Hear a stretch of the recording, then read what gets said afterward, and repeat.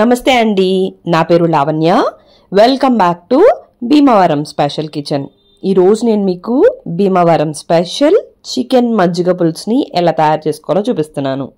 Non veg అంటే ఇష్టంగా తినే వాళ్ళు ఎవరైనా సరే ఈ చికెన్ మజ్జిగ పులుసుని కూడా చాలా ఇష్టపడతారండి. చాలా రుచిగా ఉంటుంది. అందరూ కూడా ఒక్కసారి ఇది ట్రై చేసి చూడండి, మీకు ఇది ఫేవరెట్ అయిపోతుంది అనమాట. మరి దీనికోసం 2 అంగుళాల అల్లం, 5-6 వెల్లుల్లిపాయలు, అలానే దీంట్లోకి 9 నుంచి 10 వరకు కూడా పచ్చిమిరపకాయలు వేసుకోండి. ఇక్కడ మనం కారం వాడం, పూర్తిగా పచ్చిమిరపకాయ కారంతోనే మనం దీన్ని తయారు చేసుకుంటాం కాబట్టి మీరు తినే కారాన్ని బట్టి పచ్చిమిరపకాయలు అటు లేదా ఇటు చేసుకోండి. ఇప్పుడు ఈ మూడిటిని కూడా మెత్తని పేస్ట్ లాగా గ్రైండ్ చేసుకుని రెడీగా పెట్టుకోండి. ఆ తర్వాత స్టవ్ని ఆన్ చేసుకుని కడాయిని పెట్టుకుని 3 లేదా 4 టేబుల్ స్పూన్ల దాకా కూడా నూనె వేసుకుని, నూనె వేడెక్కిన తర్వాత 2 మీడియం సైజు ఉల్లిపాయలను వేసుకోండి. అలానే దీంట్లోకి 1/2 టీ స్పూన్ అంత పసుపు కూడా వేసుకుని ఈ ఉల్లిపాయలన్నిటిని కూడా లైట్ గోల్డెన్ కలర్ వచ్చేంత వరకు వేయించుకోండి.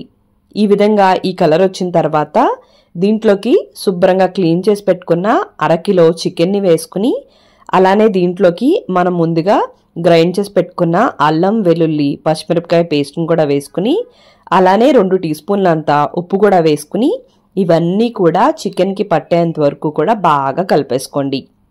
మనందరికీ తెలిసిందే కదండి, చికెన్లోంచి ఆటోమేటిక్గా వాటర్ వస్తుంది కదా.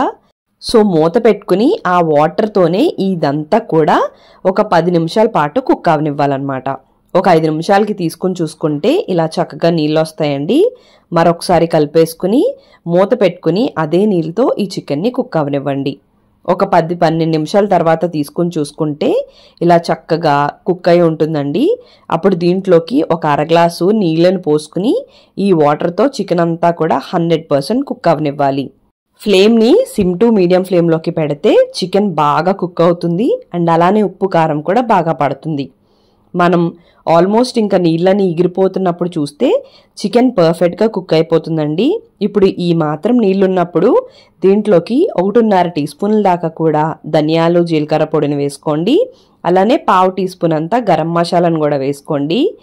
ఇది బాగా స్పైసీగా ఉంటే మజ్జిగ పులుసు అంత రుచి ఉండదు కాబట్టి గరం మసాలా ఎక్కువ వేయవలసిన అవసరం లేదు. ఇవన్నీ కూడా బాగా కలిసి దగ్గరికి ఎగిరిపోయేంత వరకు కూడా దీన్ని సిమ్లో పెట్టుకుని కుక్ చేసుకోండి.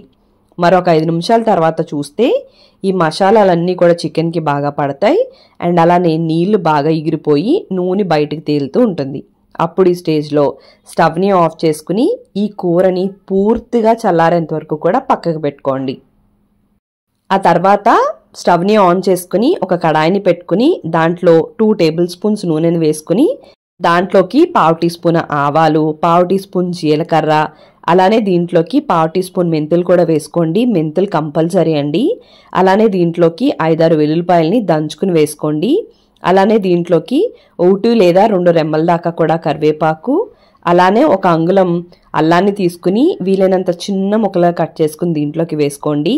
అలానే దీంట్లోకి 2 పచ్చిమిరపకాయలు, 2 ఎండుమిరపకాయలని కూడా వేసుకుని, అలానే 1 చెక్క ఉల్లిపాయని ఇలా చీరుకులుగా కట్ చేసుకుని దాన్ని కూడా వేసేసుకుని ఇవన్నీ కూడా దోరగా అయ్యేంత వరకు సిమ్లో మాత్రమే పెట్టుకుని బాగా వేయించేసుకోండి. ఇవన్నీ ఈ విధంగా బాగా వేగిపోయిన తర్వాత ఇవన్నీ కొద్దిగా పక్కకు తీసుకుని ఆ వేడి నూనెలోకి ఒక 1/2 టీ స్పూన్ అంత పసుపు వేసుకుని స్టవ్ని ఆఫ్ చేసేసుకుని ఇవన్నీ కూడా కలిసేంత వరకు బాగా కలిపేసుకుని ఆ తర్వాత ఈ తాలింపును కూడా పూర్తిగా చల్లారేంత వరకు కూడా పక్కకు పెట్టేసుకోండి. కర్రీ కానీ ఈ తాలింపు కానీ వేడి ఉండకూడదన్న విషయం మర్చిపోకండి. ఇప్పుడు ఇక్కడ నేను ఒక 1/2 లీటర్ పెరుగు తీసుకున్నానండి, చిక్కని పెరుగు. దీంట్లోకి కొద్దిగా నీళ్లు, అలానే ఒక 1/2 టీ స్పూన్ దాకా కూడా ఉప్పు వేసుకోండి. అంటే ఈ మజ్జిగకి సరిపడా ఉప్పు వేస్తే సరిపోతుంది. అలానే మరొక 1/2 టీ స్పూన్ పసుపు వేసుకుని ఇదంతా కలిసేలాగా బాగా కలిపేసుకోండి. ఈ పెరుగు కన్సిస్టెన్సీ ఈ విధంగా ఉండాలండి. దీన్ని బట్టి నీళ్ళని వేసుకోండి. ఇప్పుడు మనం ముందుగా తాలింపు వేసాం కదండి, అది పూర్తిగా చల్లారిపోయిన తర్వాత దీంట్లోకి వేసేసుకుని బాగా కలిపేసుకుంటే ఇక్కడికి మనకి నార్మల్ మజ్జిగ పులుసు రెడీ అవుతుందన్నమాట. ఎవరైనా ఆ రోజు ఇంట్లో నాన్ వెజ్ తినలేని వాళ్ళు ఉంటే వాళ్ళకి కొద్దిగా సెపరేట్గా తీసేస్తే వాళ్ళు కూడా మజ్జిగ పులుసుని ఎంజాయ్ చేస్తారు. ఆ తర్వాత దీంట్లోకి మనం ముందుగా కుక్ చేసి పెట్టుకున్న చికెన్ కర్రీని అంతా కూడా దీంట్లోకి వేసుకోండి. మీకు పులుసు ఎక్కువ కావాలనుకుంటే చికెన్ అంతా కూడా కాకుండా కొద్దిగా తగ్గించుకుని వేసుకోవచ్చు. అండ్ ఈ కర్రీ కూడా పూర్తిగా చల్లారిన తర్వాతే దీంట్లోకి వేసుకోవాలి. ఇక్కడ నేను కర్రీ మొత్తం అంతా వేయకుండా 2 వంతులు వేసుకుని 1 వంతు పక్కకు ఉంచేసుకున్నానండి.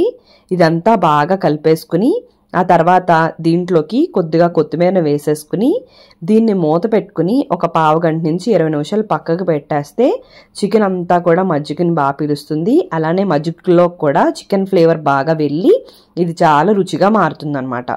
ఒక 20 నిమిషాల తర్వాత ఇదంతా కూడా కలిసేలాగా మరొకసారి కలిపేసుకుని సర్వ్ చేసుకోండి. దీంతో ఎంతో రుచిగా ఉండే చికెన్ మజ్జిగ పులుసు రెడీ అయిపోతుంది. మరి మీకు ఈ వీడియో నచ్చినట్టయితే లైక్ చేయండి, కామెంట్ చేయండి, మీ ఫ్రెండ్స్కి, రిలేటివ్స్కి అందరికీ షేర్ చేయండి. మీరు నా ఛానల్ని ఫస్ట్ టైం చూస్తున్నట్టయితే సబ్స్క్రైబ్ చేసి పక్కనే ఉన్న బెల్లో ఆల్ అని ప్రెస్ చేస్తే నేను ఏ వీడియో పెట్టినా మీకు నోటిఫికేషన్ వచ్చేస్తుంది. థ్యాంక్ యూ అండి. మరి మళ్ళీ వీడియోలో కలుద్దాం.